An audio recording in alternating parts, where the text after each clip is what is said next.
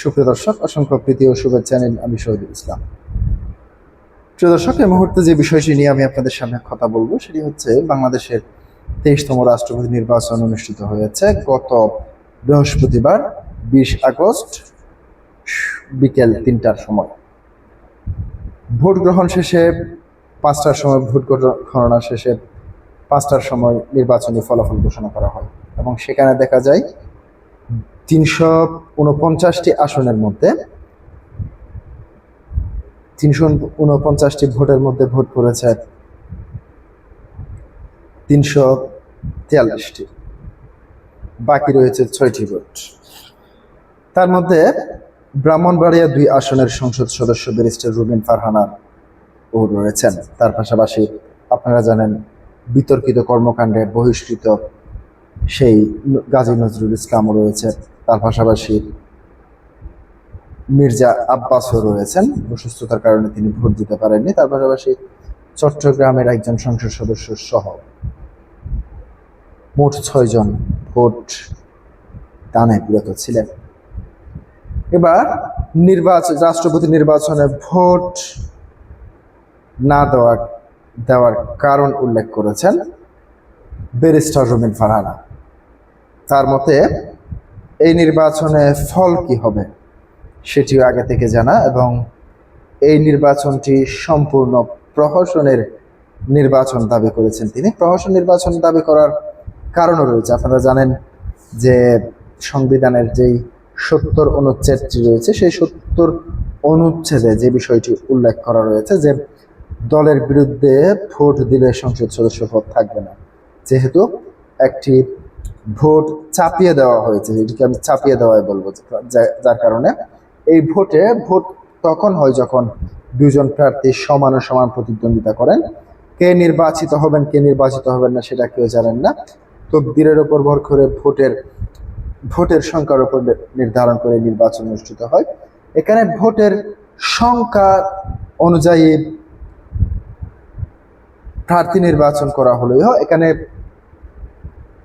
ভোটারদের হাত পা বেঁধে দেওয়া হয়েছে সংবিধানের 70 অনুচ্ছেদে। এবার কি বলেছেন ব্যারিস্টার রুমিন ফারহানা সেটি আপনাদের সামনে একটু তুলে ধরছি। জাতীয় সংসদ সদস্যের ভোটে দেশের 23তম রাষ্ট্রপতি নির্বাচিত হয়েছেন বিএনপি প্রার্থী মির্জা ফখরুল ইসলাম আলমগীর।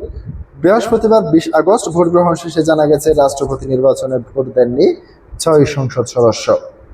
তারা হলেন বিএনপির স্থায়ী কমিটির সদস্য ও ঢাকা 8 আসনের সংসদ সদস্য মির্জা আব্বাস, কিশোরগঞ্জ 3 আসনের ডক্টর ওসমান ফারুক ও চট্টগ্রাম 3 আসনের মোস্তফা কামাল পাশা এবং ব্রাহ্মণবাড়িয়া 2 আসনের স্বতন্ত্র সংসদ সদস্য রুমিন ফারহানা এবং সিলেট 5 আসনের খেলাফত মজলিসের সংসদ সদস্য মোহাম্মদ আবুল হাসান ও জামাত ইসলামী থেকে নির্বাচিত সাতক্ষীরা 4 আসনের সংসদ সদস্য গাজী আনোয়ারুল ইসলাম। এদিকে কেন ভোট দানে বিরত ছিলেন রুমিন ফারহানা এক বার্তা তা জানিয়েছেন। এই ব্রাহ্মণবাড়িয়া 2 আসনের স্বতন্ত্র সংসদ সদস্য এই নির্বাচনকে অর্থহীন ও প্রহসনের ভোট উল্লেখ করে তিনি দাবি করেছেন ফলাফল আগে থেকেই নির্ধারিত ছিল। হ্যাঁ, সত্যি, তার সাথে আমি একমত পোষণ করছি। ভোটদানে বিরত থাকার বিষয়ে গণমাধ্যমের কাছে রুমিন ফারহানা 3টি কারণ তুলে ধরেন। প্রথম কারণ হিসেবে তিনি বলেন, আমার কাছে রাষ্ট্রপতি নির্বাচনকে অর্থহীন মনে হয়েছে, কারণ ভোটের নিশ্চয়তা না থাকলে সেটা কোনো নির্বাচন নয়। এই ভোটের ফলাফল কি তা সবাই জানা, তাহলে এটাকে ভোট কেন বলবো? সুতরাং এটা মনোনয়ন বা নির্বাচন নয়। ভোট না দেওয়ার দ্বিতীয় কারণ হিসেবে রুমিন ফারহানা বলেন, এত বড় একটি গণ অভ্যুত্থান গেল, যার সঙ্গে জাতি হিসেবে আমাদের আত্মত্যাগ অনেক স্বপ্ন জড়িত, তাহলে আমরা সবাই মিলে কেন একজন অরাজনৈতিক এবং গ্রহণযোগ্য ব্যক্তিকে রাষ্ট্রপতি পদে মনোনীত করতে পারলাম না। তৃতীয় কারণ নিজের কাছে সবচেয়ে গুরুত্বপূর্ণ উল্লেখ করে রুমিন ফারহানা বলেন, রাষ্ট্রপতি পদে ভোটের আগে বিএনপি সংবিধানের 70 অনুচ্ছেদের ভয় দেখালো, অথচ 2006 সাল থেকে বিএনপি ভীষণ 30-এর গলায় রগ ফুলিয়ে কথা বলেছে। এখন তারা বলছে দলের বাইরে ভোট দিলে তারা সংসদ সদস্য বাতিল হবে। এরকম প্রহসনের ভোট আমি কেন দেব?